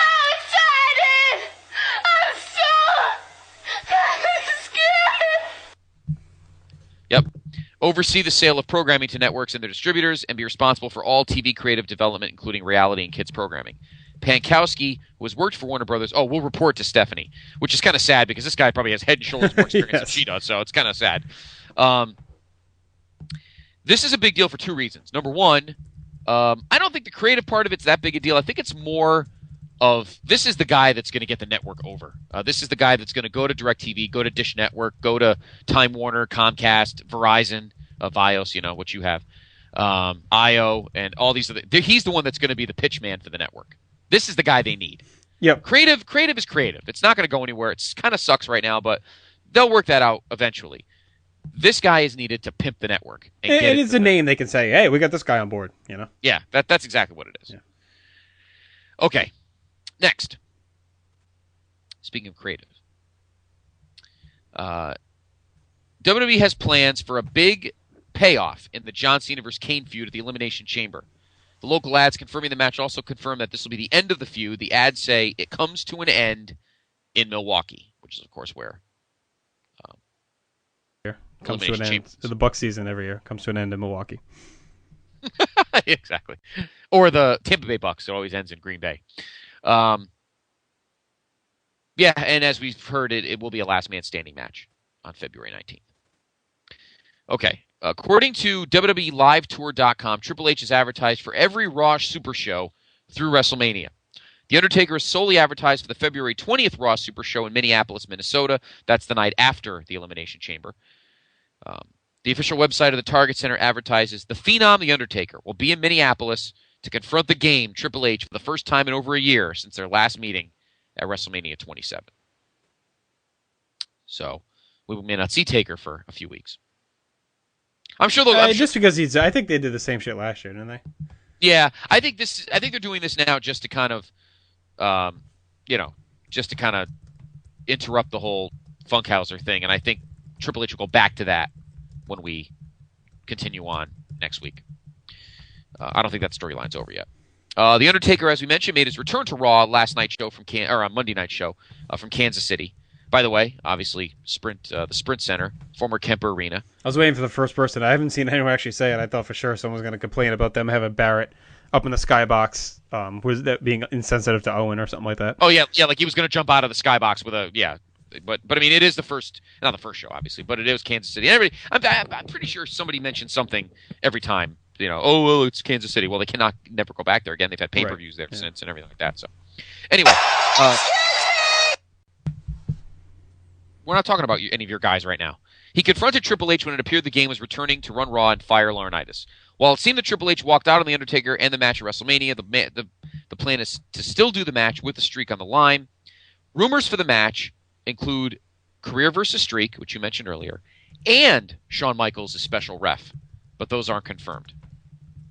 Yeah, like I said, I can picture Michaels getting involved this time around. I feel like they're going to have to make things radically different to make this match work. They cannot do the same thing they did last year. No, I agree. It needs to be something funky.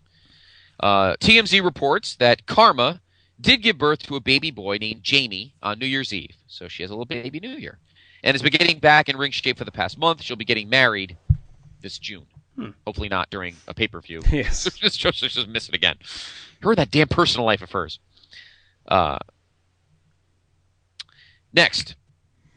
More WrestleMania news. WWE Divas champion Beth Phoenix returned to Raw on tonight's show from Kansas City after being off TV for several weeks. She really had, huh? She beat Eve Torres at the Survivor Series, and has she really been on since? Well, didn't her jaw get jacked up by Alicia or whatever? I think that's why she's been off. Yeah. She defended her title and squashed Eve Torres in a quick match. There have been rumors of obviously Beth taking on Kharma at WrestleMania 28. Kharma's almost getting that same kind of pump that Jazz did when she came in and, what was it, late 01? Jazz. Yeah. Jazz. Definitely. Except obviously Kharma's more intimidating. Next up, current WWE star in rehab. I wonder who.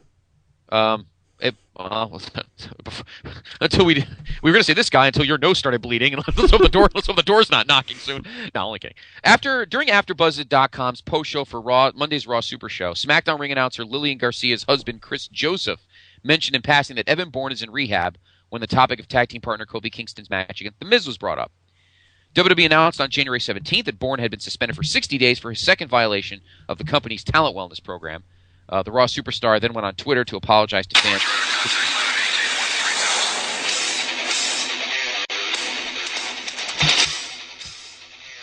Did they play that as he entered the rehab facility? Exactly. And he tweeted, "Sorry, y'all. Sometimes we become our own worst enemy." Yeah, you think? Yeah, and I think, and to be honest with you, I don't know what the heck. He must have. Evan Bourne must have given the rest of his synthetic marijuana to Matt Davis for because tonight on the Facebook chat room, he's giving me all this ridiculous anti-Kobe vitriol. Yes. As usual, bitter Kings fan. Get over it. So Evan Bourne is locked away in a dark room somewhere, and maybe we'll see him after WrestleMania. You think they'll cut him loose? He's going to be on a very short leash. I don't know if they'll cut him loose eventually, but like I said, is he a guy that's really worth all the nonsense? Yeah, we thought he wasn't, or thought he was worth the nonsense. Maybe not. WWE is really cracking down on imposter superstar Twitter accounts and asking fans. Stay away. They're funny. They're funnier than your regular ones. They wrote the following today: Triple H, Sheamus, Cody Rhodes, and Undertaker do not all have Twitter accounts. Spot an imposter RT with the hashtag WWE imposter tag. I love how awkward you feel when talking about Twitter. I know. I don't even RT hashtag what? Although I got to be honest with you, I was tweeting. I saw Monday it. night, I know. I was very proud of you adapting. And evolution. And then the hacksaw Jim Duggan, and I don't know if that was the real guy or the fake guy. I was going to start slamming the crap out of him, but I don't know if it was the real Duggan or the fake Duggan. I don't know. But anyway, the real Duggan is on there now, and I hope they leave the fake Duggan alone because the fake Duggan's hilarious, and fake Triple H is pretty funny too. I haven't seen it. I got to look for the fake Triple H. Okay. Next up. This one I would predict it. Our final news hit, and this is pretty common knowledge and for common sense. Yeah. There's talk going around that this guy is the one that will induct. Oh, we didn't mention, of course, we did have a Hall of Fame induction announcement on. Oh, right, yep. And that was indeed, of course, the baddest man on the planet, Mike Tyson, making this for me. I think with 3 spots remaining, the coolest Hall of Fame class ever. There is talk going around that Stone Cold Steve Austin will indeed induct him, and that makes perfect sense. Yeah, I think he fits too. And I know there's always a lot of complaining about the celebrity wing, and I understand like Drew Carey and stuff like that, people getting annoyed, but I think Tyson deserves to be in there. Absolutely. He's a lifelong fan, and of course without him, we may have never experienced the level of boom that we eventually got. Yeah,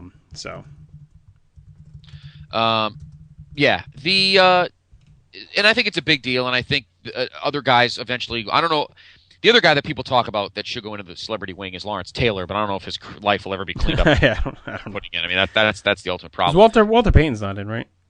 No. Well, I guess the whole point of having a celebrity there is so he can be there. So obviously, obviously he can't. There's Mr. T too. We haven't seen him. Cyndi Lauper. They got a few more. Yeah. No, there's plenty of guys still left. There's a story around, and you typed it here on our little list. There's not a link. Something about a storyline involving Natalya.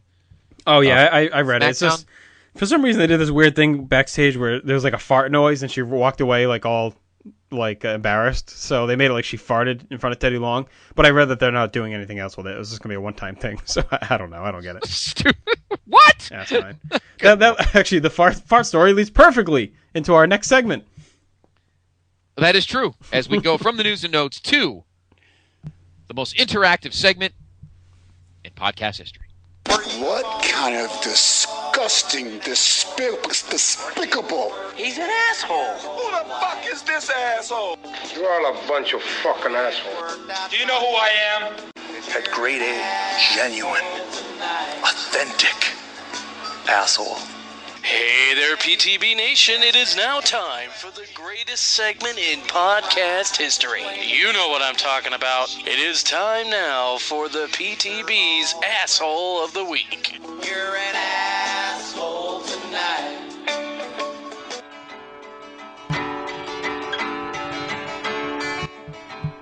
Fitting that Derek LaRue did that open because I think he was our asshole of the week last week. Yeah, I bet the truth. And of course, he's hopped on here, and we're getting some vitriol about the whole size of the chat window, which is nothing to do with us. But anyway, all right. Last week was WWE Creative. Was the asshole of the week? Why don't we get started? I'll begin with Matt Davis because he's my favorite person tonight. Kobe rules. Weber sucks. Vince McMahon for changing the Rumble to fuck with the internet. Sometimes you have to give the fans what they want, because even if they know what's going to happen, it's still special. Everyone knew HBK was going to win the title at WrestleMania 12. Does that mean Vince should have changed it? No. You don't ruin good moments because the fans know what is going or what should happen. I take it he's not happy that Sheamus won the Rumble. I don't think he had a beef with Sheamus. He just didn't like that they switched it from Jericho. Okay. Mr. Greenhouse. Yes. The New England Patriots were using Delta as their airline of choice to fly to Indianapolis. Did they learn anything from last week's podcast? Then again, what do you expect from a bunch of schmucks like them? Agreed. You could read Corey Ferreira's because his backs up. But Jason, the place to be is too good for them, so of course they wouldn't listen and learn the lesson about Delta. Yeah, that's probably true as well. Okay. Matt Davis again. I love Kobe Bryant. He's my favorite player in the whole world. And Scott, I'm sorry. Mm-hmm. No, I'm only kidding. All right. Side note, Vince gets a bye for the Undertaker return, which caused a huge mark-out moment and a real shock and awe moment, which is severely lacking from the product right now. Anything can happen on Monday Night Raw used to be a selling point of the show. I can't remember the last time I was truly shocked and had no idea something was going to happen. Okay. Kane's return did the same thing, but he's still an asshole. Jeremy Nichols, and this I think might be the winner, the guy who hacked into my Xbox Live account and used my credit card and PayPal money to buy himself a game. That fucking sucks, man. That sucks. I'd call Microsoft. That blows. Heather and Ashley C. Well, Ashley Cruz. Ashley Cruz. Someday you'll get it right. That's I never read this one. That's why. You're Ashley Cruz's asshole of the week. You say that. This is like the third week you've read it, and then you say, I never read it. No way. No, you read it. You read hers. Get out of here. Check the tapes. Yeah. You know what? I'm giving you the Francesa hand wave. Francesa hand wave. He was talking about alcohol with Jim Irsay, who's a recovering alcoholic today, so that was nice. WWE announcers for taking up 3 spots in the Rumble match. Mr. Irsay, what kind of alcohol do you prefer while you're recovering? Yeah, Johnny Walker Blue, probably. WWE announcers for taking up 3 spots in the Rumble match could have been used for much better surprise entrance, or even throwing Punk, Bryan, and Henry in there. The show had borderline too much comedy as a result. Yep. All right, Chris Knights, welcome to the nation, my friend. WWE Creative, or just Vince maybe, for booking a free TV show that was much better than pay-per-view. I agree. They also wasted the first Punk-Bryan match by having it unannounced and used it as an angle for Punk Jericho. I'm okay with that, because I think, like I said, it was kind of a taste of what's to come. But I agree with the other thing, that Raw was better than the Royal Rumble. Matt Davis comes back with Vince wins. Well, we don't know that yet. And Brian Anderson says WWE Creative just in general. All right, Corey Ferreira. I'm not saying creative for the Rumble finish, but I will nominate creative for giving us Bryan Punk with no build. Now, the match was great, but no build or anything. Oh, yeah, here's tonight, Punk and Bryan. Safazio says, WWE Creative is my asshole of the week. Yeah, I didn't get the whole Bryant versus Punk Bryant University? Oh, Kobe, I think. And Chris Jericho interfering in the match didn't make any sense. Okay, PICs, this is my asshole of the week. Okay? Jeremy Nichols. He's going to change his vote to creative for putting Undertaker back on TV. Douchebags. Aw, Jeremy, I was actually going to vote for the Xbox guy. J. Arsenio D'Amato. Kharma, the tests came back and I'm not the father. Bitch lied to me. That was good. Matt Farrell. Dwight Howard. I'm sorry, I'm engrossed in this conversation. Yeah, I'm actually catching up to it too. All I know is they're shitting on Mr. LaRouche. Okay, Matt Farrell. Dwight Howard for completely tanking despite being paid to do a job. Your contract's up at the end of the season, not now. Quit playing like you want out of town if you keep cashing paychecks. Quit talking to other teams about getting traded there and do your job, you lazy prima donna. Jared D. I'll do the next two. Jared D. Girolamo. Is it maybe laryngitis who did not join the Kiss My Ass Club? Next up. Waiting for you to cue before I announce. You ready? I'm sorry. We only do that for the feedback of pay-per-view. Oh, okay. Only feedback. All right, sorry. Michael McDonald. Threw me all off. I'm like, oh, shit. What was I supposed to do? Oh, never mind. Michael Cole for taking a precious Rumble spot from guys who may never see a pay-per-view again now. You untalented, whining, voice modulation abusing prick. The only way it could have been acceptable was if his short bus orange outfit was literally made from Hogan's scalping. Jay Hinchy. Dwight Howard for being a self-centered douchebag is only out for himself and can't make up his mind where he wants to be. Dwight, you killed the magic, you moron. Also, explain to me how dirty you ruined anything by having Punk and Bryan for free on Raw. The match was great, and it sets up Chris Jericho coming in and starting his feud. By the way, Undertaker's return was awesome as well. I agree with Jay there. I think it was fine. Yeah. Chris Knights, our newbie, back again. The match may have been great, but their first meeting and champion versus champion at that should have meant something. Imagine Hogan versus Flair on free TV the day after the 92 Rumble. Inconceivable. Yeah. Okay. I think there's an argument to both sides. I just think, it's like they gave away this epic match. Like I said, it was just a taste of what they can do. Mike Wilkinson, my nominee is Cole and Lawler for injecting their worthless asses in the Rumble, then commentating with their worthless asses. These two are a complete couple of worthless asses. Yes.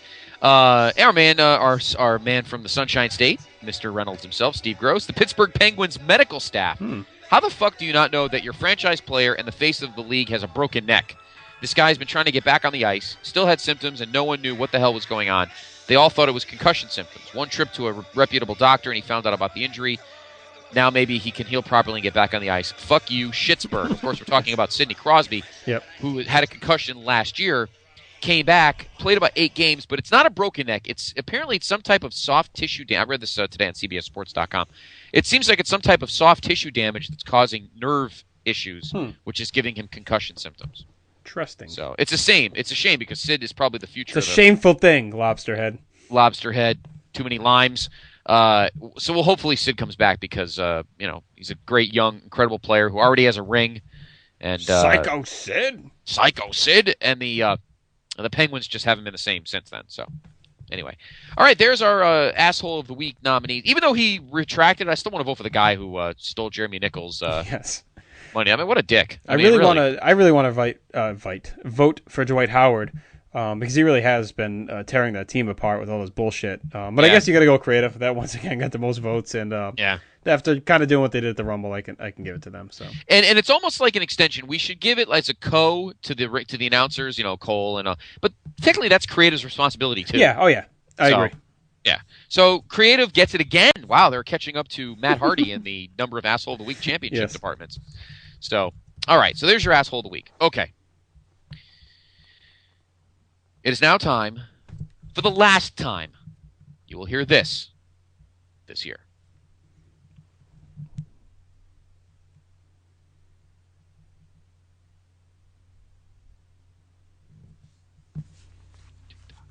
Silence. TikTok. The tension builds.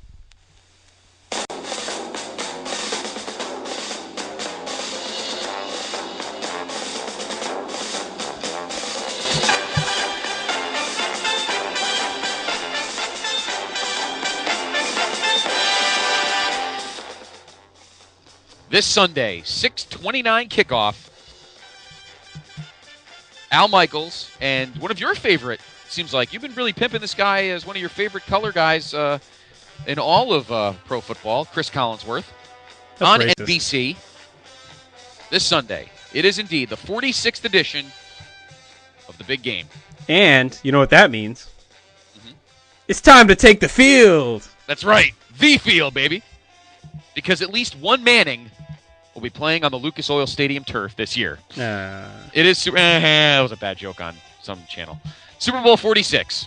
Your NFC champion New York Giants and your AFC champion New England Patriots. We talked about the games last week. Obviously, the big news story that has gone around over the last week and a half, and I'm sure it's certainly made my PIC sick of hearing it, and that is the status of Gronk's foot. Of course, talking about Rob Gronkowski, tight end for classic broken ankle, playing in the Super Bowl. Dude, what are you doing? Now the Patriots are talking about getting a mysterious cleat for his. I'm sure they are. I'm sure it'll be illegal in some manner, like everything else they do. All right. You said you have something around. I was going to go break it down offense, defense. But I'm sure you were going to give an in-depth analysis. I wasn't going to give an in-depth because I have no real emotional connections to this game whatsoever. I could care less about either team. I just want to be entertained and hope Madonna doesn't wreck the halftime show. Oh, well, I'm sure she will. But go ahead. The floor is yours. 2 teams. One team you despise. One team you kind of like but hate the fans. Go ahead. Floor is yours. Well, I was just going to say I'm not actually going to pick the game. That's all my announcement was. I told you I'm doing the chicken shit heel. I have my reasons, and I'm not picking the game. Okay. I will say I think it's going to be a very good game. Mm-hmm. I think the Patriots' key, like I said, is to run the ball and try and keep the ball out of Eli Manning's hands against their shit defense. Mm-hmm. Can the Patriots win a Super Bowl without cheating? We'll see. Can Eli get the breaks he may need to win again, or can he do it on his own? That'll also be interesting. If it gets into a shootout, I think the Giants can win. They need to get pressure on Brady and hit him early like they did last time. If he gets in a rhythm, they're in trouble. But Brady hasn't played a great playoff game in a long time. And I'm not counting the Denver debacle. So that's kind of my quick and dirty breakdown. Looking forward to watching the game.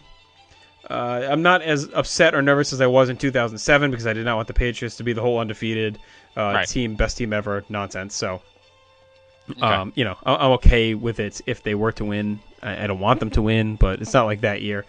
So we'll see. I'm not making a pick. I don't want to lean either way. So okay. I think the key there's 3 keys to this game. Number 1, the Giants need to run the football. Ahmad Bradshaw, Brandon Jacobs need to average at least 5 yards a carry because if it seems like they're not running the football, then as awful as the Patriots secondary is, the linebackers can step back, and Eli's going to have a lot more trouble trying to cut those with his fast guys, Cruz and Nix, trying to get in those passing lanes and getting the ball, spreading the field out. So the Giants have to run the football. Brandon Jacobs has to run like he did 4 years ago. He can't run like the big slowpoke softy that he's been the last couple of years. Number 2, and you mentioned it perfectly, Tom Brady, he's kind of getting back into the mode of feeling comfortable in the pocket. After he blew his knee out that first game in 2008, things have been different, and the last couple of years he's been a little shaky. This year, it seems like his offensive line's given him time again. The Giants have to stop that again. They've got to make him skittish. They sacked him 5 times in Super Bowl 42. They've got to do that again. And number 3, the key for the Patriots is number 12. A good Tom Brady wins football games. Well, here's the thing, though. Tom Brady sets records. But the one thing the Giants have to worry about, he's not only still a good quarterback, but he's actually going into this game kind of angry. Yeah. And I'm a little nervous about an angry Tom Brady. I don't know, though. The times he's been angry, that we've heard he's angry, is kind of when he struggles. But, I want to see if he can win without going exclusively to Gronkowski if he's hurt or banged up because, all year he's kind of relied on him, and we haven't seen him really use Welker as much. Welker had some big games, but he relies a lot on Gronkowski. The receivers don't get a lot of action, and the running backs don't get a lot of action out of the flat. And that was one of the things that used to kill teams last year with Woodhead and Ben Jarvis, Green Ellis coming out of the flat and him kind of dumping it off on screens. They haven't really done that much this year, so we'll see if they turn to that or not. Or, it's going to depend. If Gronkowski, he may be okay going into the game, but one wrong turn or one guy falls on his ankle, and he may be in some trouble. Yeah, I agree. That's going to be very good for them. And, the lucky thing for them is they're playing inside, so the weather won't be a factor, so it won't be slipping and sliding. And, Brady still has Hernandez as well, who's a very capable tight end, too. And on turf, Brady's pretty lethal, so we'll see. The final key, again, is obviously the Pats secondary, which is might be even worse than the Cowboys. And the Cowboys secondary, as you've listened on this podcast, is downright horrendous. Eli Manning threw for almost 320 yards against an unbelievable beast secondary in the San Francisco 49ers in god-hideous weather. Now he's indoors in the comforts of his brother's home, taking on a downright hideous secondary. Eli could easily throw for 400 yards in this game. But again, it complements the fact they've got to run the football. Yep. My final score, Giants 27, Pats 17. I hope you're not jinxing anything. So, we'll see. So there you go. There is our Super Bowl rundown. I did the Sid 96. My PIC did the Sid 95. Yes. So there you go. And we'll talk more about it next week as we wrap up the NFL season on next week's headline show. And PIC, maybe write down 2 or 3 points. And next week we'll talk about just things that we gathered from this past NFL season, things that you learned about teams or about players or anything like that. Maybe it'll be a good epilogue for the for the season. And then we'll probably take a breather, obviously, for football. We'll get into some hoops and stuff, and then maybe we'll get into the draft a little bit because you and I have a little bit of stake in this year's draft. It's been a while for both our teams to really have to care about the draft, but we both need some help in a lot of areas, so it should be interesting. All right, we're almost done. We got one more thing to go over. One more thing to get into before we head on out of here. PIC, the floor is yours. Yeah, you don't even know about this, do you? I have not a clue. That's why I'm passing it to you. All right. Of course, we here at the Place to Be podcast and the Place to Be Nation, we want to make things as interactive as possible with all of you. We've started that with the Raw threads, and then that evolved into this chat that has been blowing up every night since we started it. It's been a lot of fun. I like seeing you guys all interact with each other. We have a good group of guys in there, except for Derek. And I like to see everyone just get involved and it's talking about whatever. We talk about throughout old pay-per-views right now. Our buddy Dennis Nunez is watching a Nitro, and we're talking about that. So a lot of stuff going on. So Jason Greenhouse approached me with an idea that I actually had myself at one point, but never really explored it. And that is to do some kind of tournament or anything to kind of get everyone involved on the Facebook page. So what we came up with, kind of playing off a conversation we had on the Facebook page a while ago, and that is the first annual Place to Be Podcast, Place to Be Nation Hottie Tournament. Jason, myself, and our buddy Andrew Flanagan have broken into 4 regions, 128 women. Really? We have 4 regions. We have movies, television, wrestling, and other, which is kind of amalgamation of sports, models, and music. Music, okay. So it's going to be March Madness style. The 3 of us have ranked all these. We narrowed them down. It's been a lot of back and forth. I don't think Andy slept in days agonizing over this. And tonight at the PC game, we went through and ranked them all. That's how we spent the game. So starting this weekend, every day we're going to post 4 matchups, 1 from each bracket. And we're going to leave those polls up. They'll be right on the Facebook page, Place to Be Podcast Facebook page. You don't have to go anywhere. You don't have to sign up for anything. You just click your choice, and we move on. So we're really looking forward to it. I hope you guys get excited for it. I think it'll be a lot of fun. I'm sure there'll be a lot of arguments over people we left off or ranked too high or ranked too low. But, this kind of stuff is very subjective. So we've done our best to think like normal red-blooded American men and done our best with these rankings. So with that said, we hope you guys enjoy that. Should be starting this weekend. Greenhouse has put a lot of work in. Andrew's put a lot of work in. I put kind of a lot of work, not really, in to these rankings. So we're really looking forward to it. I'll tell you, there's some tough brackets. There's like women ranked like 14th in the bracket that are like, wow, how are these people not higher? So right. Okay. And of course, there's 32 in each bracket, so it should be fun. Oh, wow. Yeah. Well, 32 in double each a tournament. Yeah, 168 women. 28. 128 women. Yes. 32. All right, we got to go because my PSC is still losing blood by the pint. So pretty soon he's going to start announcing UFC. Start announcing AWA matches. So yes. All boy, yeah, it's been a interesting night, but a lot of fun as always. Yep. Spent most of the show talking about the Rumble, but I think that's fitting because it was a pretty big event. So, with that said, visit us as always, please, on our message board at bigelow34.proboards.com. Do your Royal Rumble fantasy booking if you wish, playing off our last podcast, The List of Mania. Visit us on the Facebook page, Place to Be Podcast, and be on the lookout for the Hottie Tournament, which will be starting this weekend. Also visit us at the new Place to Be Podcast live chat, and of course we'll be linking that every few days so you can find us there as well. Yep. On Twitter, Place number 2B Podcast, the history of WWE.com, WrestleChat.net, all our friends. And we will be back later this week, and actually this weekend we'll be posting SummerSlam 1995. Interesting show. I'm looking forward to talk about that with you.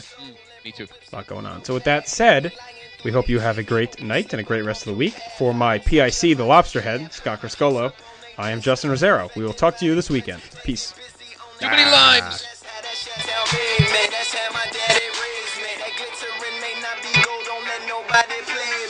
If you are my homeboy, you never have to pay me. Go and put your hands up. When times is how you stand up. LUP the man, cause a brand that the fans trust. So even if they ban us, they'll never slow my plans up. Already the show goes on all night till the morning we dream. So long, anybody ever wonder when they would see the sun? Just remember when you come up. Show goes on all right. Already the show goes on all night till the morning we dream. So long, anybody ever wonder when they would see the sun? Just remember when you come up. Yeah. 1 in the air for the people ain't here. 2 in the air for the father that's there.